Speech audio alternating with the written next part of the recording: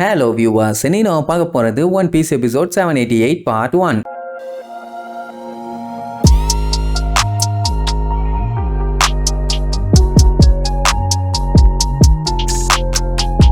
Open பண்ணா அந்த broccoli ஐலாண்ட காட்டுறாங்க. அந்த ஜெர்மா 6ங்கிற கூட்டம் மஞ்ச சொக்கா போட்டவனுக்கு சப்போர்ட் பண்ணி களத்துல இறங்கினாங்கல்ல. கொஞ்ச நேரம் தான் சும்மா டப்பு டப்பு டப்பு டப்புன்னு எல்லாத்தையும் போட்டு தள்ளிட்டு போய்கிட்டே இருப்பானுங்க. அந்த மஞ்ச சட்ட மாக்கானுங்க தோக்கக்கூடிய நிலைமையில இருந்தானுங்க. ஆனா அந்த ஜெர்மா 66 களத்துல இறங்கின உடனே அவங்களால ஒன்னும் கிண்ட முடியல. ரிசல்ட் அப்படியே தலைகீழ மாறிடுச்சு. அப்புறம் என்ன, வந்த வேலை முடிஞ்சிருச்சுன்னு கிளம்ப போனா அட்டாக் பண்ண ஒருத்தன் சாகல. எவ்வளவு தைரியம் இருந்தா என்னோட ஒய்ஃபையும் குழந்தையும் கொல்லுவீங்க? முதல்ல என் கண்ட்ரியை ஏன்டா அழிச்சீங்க? நீங்க எல்லாம் மனுஷங்களே கிடையாது சொல்லி சுடுவானா. டப்புன்னு இடையில ஒருத்தன் பூந்து அந்த புல்லட்டை அவன் வாங்கிக்குவான். அதுக்கப்புறம் டப்புன்னு வந்து அவன் கண்ணை பிடிச்சு அவனை பார்த்து, எங்களால நம்பவே முடியல, நாங்க இதுவரைக்கும் எல்லா பஞ்சாயத்தையுமே பட்டுன்னு முடிச்சிருவோம், ஆனா இந்த இடத்துக்கு தான் எங்களுக்கு 4 மணி நேரம் ஆயிருக்குது. அண்ட் ஆல்சோ நான் என் பிரதரோட வெட்டிங்க்கு போயிட்டு இருக்கேன். எதுக்கு தேவையில்லாம என் வழியில வந்து லொல்லு பண்ணிட்டு இருக்கேன்? உன் ஃபேமிலி மேல எல்லாம் எனக்கு சுத்தமா இன்ட்ரெஸ்டே இல்ல அப்படின்னு சொல்லிட்டு பொட்டுன்னு போட்டு தள்ளிடுவான். இதுல இன்னொரு மேட்டர் என்னன்னு தெரியுமா? இந்த 2 குரூப்புக்குள்ளேயுமே சண்டை 2 வருஷமா நடந்திருக்குது. ஜெர்மா 66 உள்ள பூந்து 4 மணி நேரத்துல எல்லாத்தையும் காலி பண்ணிருக்கானுங்க. இதுவே அவனுக்கு ரொம்ப டைம் ஆயிடுச்சுன்னு வேற சொல்றான். என்னங்கடா இது மொக்க கண்ட்ரியாடா இவ்வளவு நாள் சண்டை போட்டானுங்கன்னு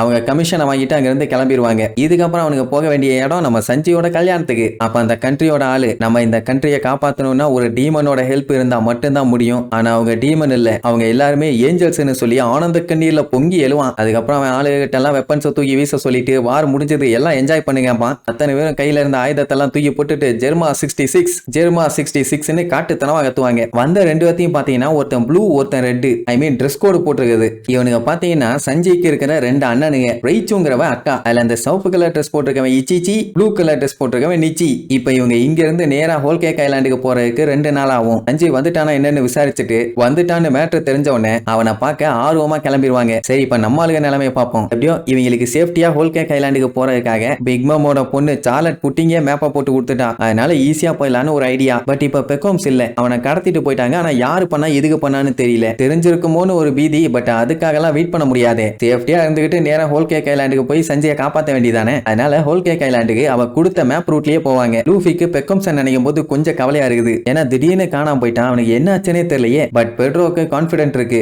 ஏன்னா அவனுமே சாதாரண ஆள் இல்ல, பயங்கரமா சண்டையும் போடுவான். அவ்வளவு சீக்கிரத்துல எல்லாம் காலி பண்ண முடியாது, கவலை வேண்டாங்கிற மாதிரி சொல்லுவான். இப்ப இவங்களுக்கு என்ன பீதினா, இப்ப இவங்க எம்பரரோட ஏரியாக்குள்ள அப்படியே மெதுவா போயிட்டு இருக்காங்க. எப்ப என்ன ஆகுமோன்னு லைட்டா பயம் இருக்கத்தான் செய்யும். ஆனா நம்பிக்கு மேப் மேல நம்பிக்கை இருக்குது. அவ சொன்ன மாதிரி இதே மேப்ல எந்த ஒரு பிரச்சனையும் பண்ணாம நீட்டா போயிட்டாங்கன்னா போதும், எந்த எனிமீஸாலையும் கண்டுபிடிக்க முடியாது. அதனால நம்ம பாட்டுக்கு போவோன்ட்டு போவா. உடனே நம்ம லூஃபி வந்து என்ன வந்து சேர்ந்துட்டோமான்னு கேட்பான். இப்பதான் அந்த சாக்லேட் ஐலாண்ட்ல இருந்து ஒரு 2 கிலோமீட்டர் வந்திருப்பாங்க. அதுக்குள்ள ஹோல் கேக் ஐலாண்டுக்கு வந்து சேர்ந்தாச்சான்னு கேட்டா, ஒய்யால அதான் புட்டிங் ப்ராமிஸ் பண்ணிருக்கான்ல, எப்படியும் சஞ்சியை சவுத் வெஸ்ட் கோஸ்ட்டுக்கு கூட்டு வந்துருவா. அதனால அங்க இருந்து அவனை காப்பாத்தி கூட்டு போயிடலாங்கிற மாதிரி சொல்லுவான். லூஃபியும் சரி ஓகேமா. அந்த டைமுங்கும் போது இவங்க 2 பேத்துக்கும் ஏதோ ஸ்வீட்டோட ஸ்மெல் வரும். அது மட்டும் இல்லாம ஸ்நாக்ஸோட ஸ்மெல்லும் வரும். இதுக்கு முன்னாடி சாக்லேட் ஐலாண்ட ஒரு கை பார்த்துட்டாங்க. இப்ப மறுபடியும் ஒரு சூப்பரான ஸ்மெல் வருதுன்னா அப்படின்னா அந்த ஐலாண்ட்லயுமே சாப்பிடறதுக்கான ஐட்டங்கள் இருக்குதுன்னு தானே அர்த்தம். அவங்களால கண்ட்ரோல் பண்ண முடியல. அடுத்த ஐலாண்டுக்கு உடனே போகணும்பாங்க. அப்ப அந்த ஐலாண்டையும் பார்த்துருவாங்க. ஆனா அது வேற ஒண்ணும் இல்ல, அந்த டவுன் ஃபுல்லா ஜாம் தான் இருக்குது. டாம்னு தெரிஞ்ச உடனே இவங்க 2 பேத்துக்கு சந்தோஷம் தான். ஆனா அந்த இடத்துல நம்ம நம்பி ஸ்டாப் பண்ண போறது இல்ல. அந்த வழியா போய் டைரக்ஷனை மாத்தணும், அவ்வளவுதான். மத்தபடி இனிமேட்டு எங்கேயும் ஸ்டாப் பண்ண கூடாதுன்னு உடனே பாவம் கேரட்டும் சாப்பரும் தேம்பி அழுவாங்க.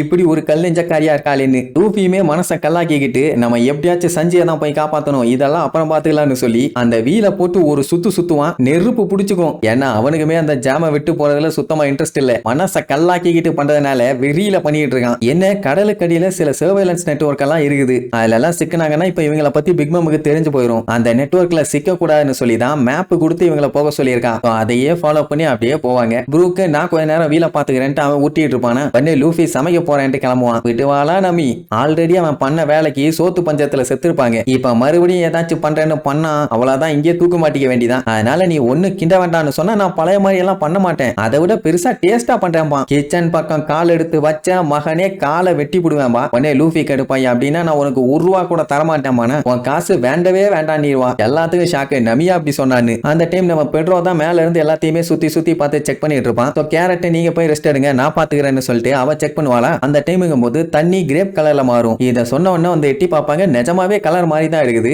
எல்லாத்துக்குமே ஷாக்கு, எப்படா இப்படி ஒரு கடல் இங்க இருக்குன்னு. பட் பெட்ரோக்கு இதை பத்தி நல்லாவே தெரியும். இந்த இடத்தை சுத்தி இருக்கிறது ஃபுல்லா ஜூஸ், குடிக்கணும்னா நல்லா குடிக்கலாம், உடம்புக்கு எந்த ஒரு கெடுதலும் இல்லாம. இது ஜூஸ் குடிச்சா நல்லா இருக்கும், அதெல்லாம் ஓகே தான். பெட்ரோக்கு எப்படி இந்த மேட்டர் எல்லாம் தெரியும் அப்படின்ட்டு எல்லாருமே ஆர்வமா கேட்பாங்க. ஆல்ரெடி இவங்க அந்த சாக்லேட் டவுனுக்கு போகும்போது திடீர்னு ஒருத்தன் வந்து பெட்ரோவை பார்த்து நல்லா இருக்கீங்களா கேப்டன் அப்படி இப்படின்னு பயங்கரமா விசாரிச்சான். அண்ட் ஆல்சோ இப்போ இவனுக்கு இந்த ஐலாண்டை பத்தி நிறைய தெரிஞ்சிருக்குது. அது எப்படி, நீங்க யாரு யாரு யாரு சொல்லுங்க சொல்லுங்க சொல்லுங்க அப்படின்னு நோண்டி கேட்டதுக்கு அப்புறம் தான் மேட்டர் சொல்லுவான். இவன் ஆல்ரெடி இங்க வந்திருக்கானாமா. அடங்குய்யால அது எப்போன்னு கேட்டுட்டு இருக்கும் போதே திடீர்னு இவங்க கப்பல் பயங்கரமா அதிரும். உடனே ப்ரூக்குக்கு தான் பச்சை பச்சையா திட்டு விழும். ஏன்டா விளையாடுற நேரமாடா இது, விளக்கென்ன பெரிய ஃபார்முலா 1 ரேஸ் கார் ஓட்டிட்டு இருக்காரு, அப்படியே திருக்கி விளையாடுறாங்க, பல்ல பேத்து விடுவேன்பா. அட நான் இல்லம்மா, ஏமா உசுர வாங்குறேன்னு சொல்லிட்டு இருக்கும் போதே ரேபிட் கடலுக்கு அடியில ஏதோ ஒன்னத்தை பாப்பா. என்னதுன்னு எல்லாம் பயங்கரமா ஷாக் ஆவாங்க. அப்ப கடலுக்குள்ள கருகரு கருகருன்னு ஏதோ ஒண்ணு பயங்கரமா நம்மளுக்கு கப்பலை நோக்கி வேகமா வரும். ஐயோ தொக்கா மாட்டிட்டாங்க போலயே. இதுக்கப்புறம் அவங்க அதுகிட்ட இருந்து தப்பிச்சாங்களா இல்லையான்னு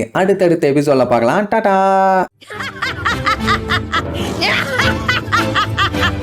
Yeah!